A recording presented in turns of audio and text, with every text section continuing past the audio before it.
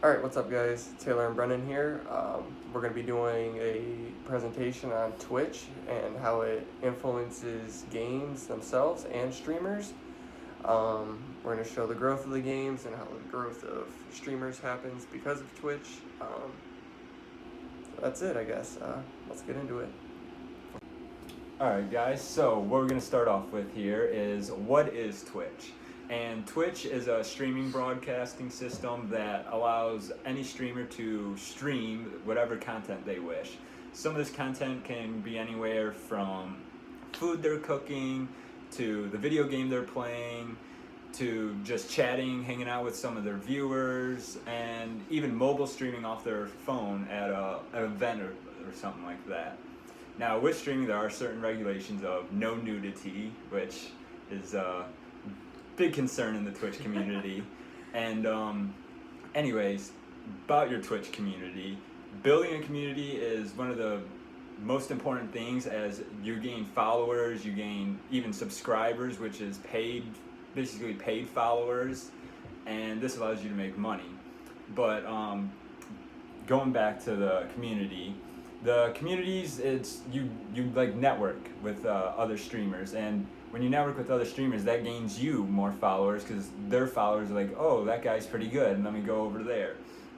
And with the broadcasters and streamers, there's not one single person alike, as everyone wants to stream their own things, and there's over 2 million different broadcasters in a month, and this allows for everyone to see basically anything they want to. Alright, the next thing we're going to talk about is communities and the different types of communities that are on Twitch. For the people that are new to it, Twitch has their own homepage where you can go and you can look at any type of game that you want. You can find any type of streamer that you want. So first you would just find a game that you're interested in. So for us, we're talking about Fortnite. You can see it's at the top. You can see it's at the top of the Twitch, and when you click on it, it shows you everyone that's playing, everyone that's big, everyone that's small. It doesn't matter. Once you find the game that you want, you click on it like I just showed you, and you find the person that you want. Usually the top ranked people are the most clicked on, obviously. A lot of people like their personalities, and you cannot like them or you can like them, it doesn't matter.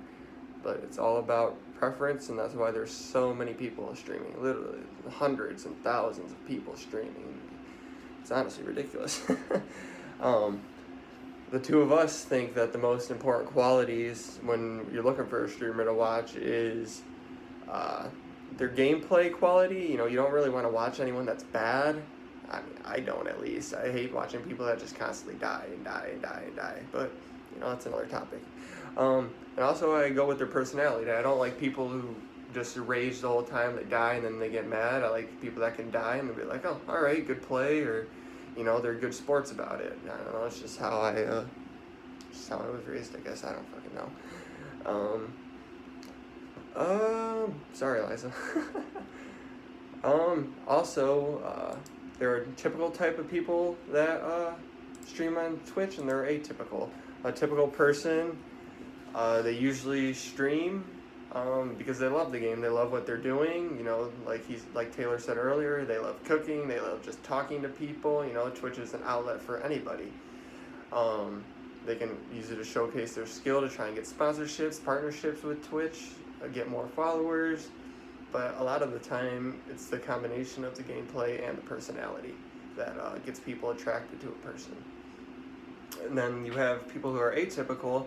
These are the people who just stream for money. They don't enjoy it. I don't understand why they even do it. If you're going to do something, you'd want to at least enjoy it. But I don't know, you have people who just do it for money, and then you have people who do it for fame, people who will cheat and try to hide their hacks off the stream.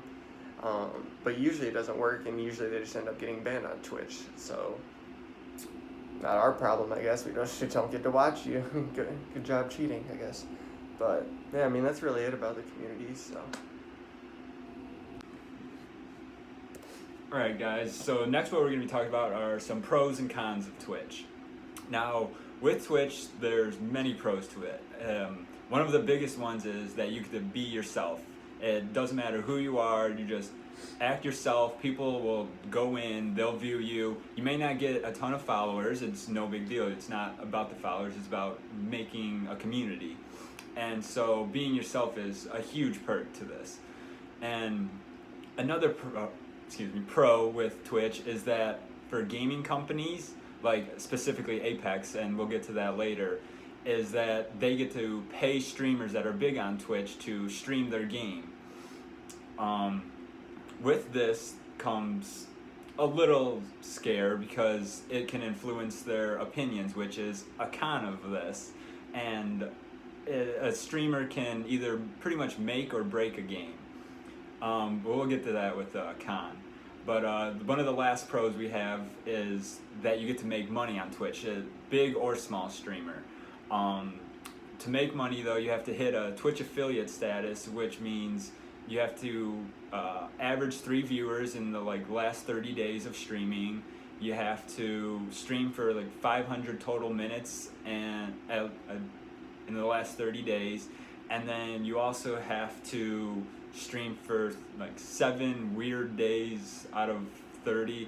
That's how they describe it. It's a little weird itself. But anyways, let's move on to the cons. So with the cons, like I had said, there's opinion influences. And streamers, when they stream a game, they can pretty much influence your opinion right away. If they're being paid to play a game, then they're gonna influence you to like that game. They're gonna keep saying, oh, this game's good, this game's good, this game's good. But if the game's not good and they're not being paid to play it, well then if they say it's bad, then you're just gonna believe them and say, yep, this game's bad, and not even give it a try. One of the other negative things about Twitch is that it's, like with every other site, has its trolls, but more trolls for this are called stream snipers. And that's when someone goes into your stream, watches you stream, and then tries to get into the same game as you, and specifically targets you on your stream, follows you around, and attempts to, a good example in Fortnite is they watch where you land, they see everything you do, what you have, and they come up and try and kill you. And so yeah.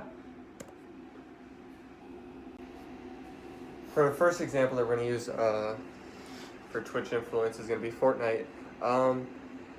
Before Fortnite came out, there was roughly, 2 million-ish people that were live streaming. But after Fortnite came out, you can see that how much it actually increased. So it came out towards the end of 2017. And all of 2018, it jumped over 1 million people. Whereas you could just see in the past 3 years, they barely gained 500,000 different streamers. So when Fortnite came out, you can see how big the change was to, oh, streaming can make me a lot of money, and I really enjoy gaming, so why not try it? Doesn't work for everybody, but it works for enough people. As you can see, look at the Twitch partners that have skyrocketed as well. And you can see the average channels that are active every month, how they just keep gaining and gaining ever since Fortnite came out. I mean, I think the biggest influence on Twitch has been Fortnite, but Twitch also influences Fortnite.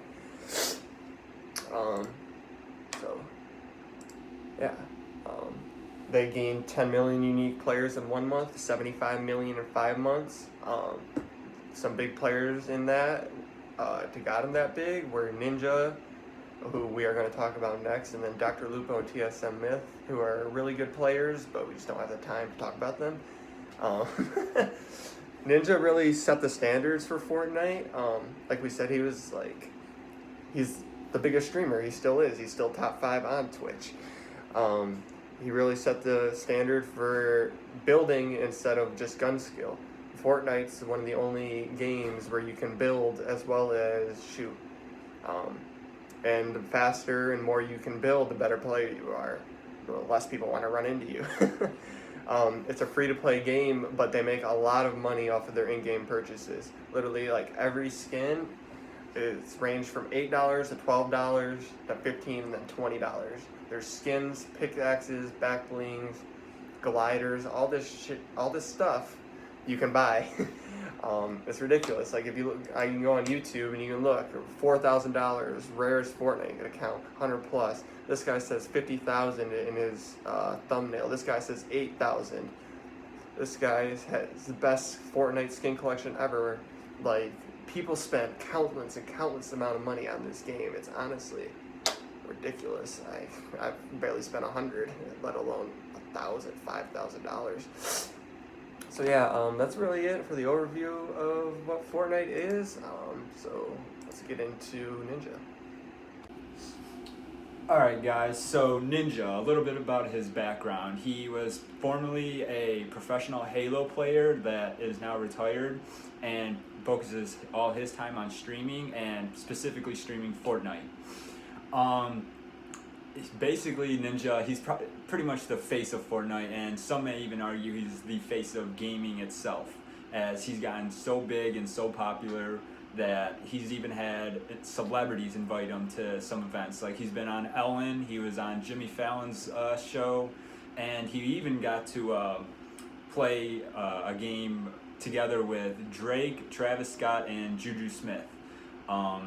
This stream actually happened to break the Twitch record for most viewers at one time, breaking over 600,000 viewers at one point watching Ninja stream, which is more people living in the state of Wyoming and the state of Vermont, which they're two small states. Wyoming's huge. Huh? Wyoming's huge.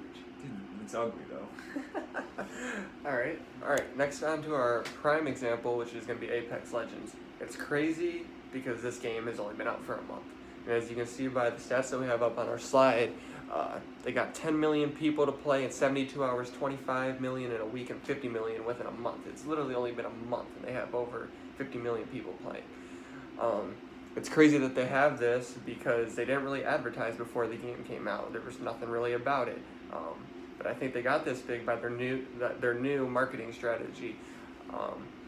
Pretty much all they did, they paid a bunch of top streamers to stream the game. They paid them. As you can see on our slide, they paid Ninja $1 million to play. $1 million just to say, yeah, I like this game. But they've gotten incredible growth due to this strategy, and I'll give them props for it. Also, since this game's also free to play like Fortnite is, but they also have the store like Fortnite. And as I showed you on Fortnite, I can show you the same thing on Apex. All these people are just opening crates. Like this guy, he's a big streamer. 500. He spent $500. It's $1 a pack, pretty much. And then you go on YouTube, you can see 200 plus packs, 1,000 packs. This guy spent $1,000 on the game, and it's free. Insane. But that's going to influence other people like you and me, to go out and say, oh, maybe I'll spend $10, and you don't get what you want, and you're like, oh, maybe I'll spend another $5, and the cycle just going on and on and on. And yeah, it's just insane. Alright, so next we are going to be talking about Shroud. So Shroud, a little bit of background knowledge. He's a retired pro CSGO player, or Counter-Strike Global Offensive, who made streaming his full-time job, just like Ninja. Shroud's basically a god at any game he plays. As long as he has a mouse and keyboard, he will destroy anyone, any game, just on H1Z1, PlayerUnknown Battlegrounds, Call of Duty Black Ops, on Blackout, just any game he's just a god at. With Shroud though, since he is so good at the game, he gets partnerships, sponsorships, and all of it. And one of the big ones was with Apex Legends. On Apex, he was paid like Ninja. We don't know the amount, but he was paid, and he held down 200,000 viewers the first day, and this game had no advertising. So when the game first comes out and you see Shroud playing it with 200,000 people, there's instantly all those people, and obviously he's getting paid to play, or say it's good, so all those people are going to merge over to see if it's actually good like he says, and a lot of people have said yes, it is. Alright, last but not least, we're going to talk about Dizzy. Dizzy wasn't really that big before this game came out. He was a former CSGO player like Shroud, but he never hopped into the other Battle Royale games like Shroud had. But this one, he is probably considered the best probably the best player on there, I would say. Apex held a tournament a week after the game came out for Twitch Rivals, and he ended up winning it with Ninja. They ended up winning $200,000, and they peaked at 340,000 viewers. Dizzy was just destroying people left and right, up and down, side to side. He was killing everybody, carrying Ninja. Ninja, the biggest streamer on Fortnite, couldn't do anything on this game, and it was crazy to see that. And as you can see from his stats, the game came out right about here. And you can see before that, he was steady to like 20,000 followers. Game comes out, Twitch Rivals, and then it just jumps. Goes from 25,000 up, up, up, up, up, up, up. He's almost at 500,000 in a month just from this game. He's grown that much because of Twitch. And it's insane. And he has also helped this game grow because of Twitch. Because you can look at his videos, 500,000 viewers a month ago when the game first came out. People had already made a 10-minute montage of all of his clips, all of his games. It's insane. You can see he has a world record right here, 33 kills, one game, 4,500 damage, one game. These are records, and it's crazy to see this guy pretty much come from nowhere and see how big he is now that Apex is this big. And I would say he's carrying the game like Ninja carried Fortnite. Yeah. Alright, well, that about sums it up. This video could have been a lot longer. I know it was really long. Sorry about that. But I felt like all this was needed to actually get our point across. Just to show you guys how much Twitch influences people and how much people influence Twitch. So yeah, this has been Brendan and Taylor. Thanks for watching, and have a good one.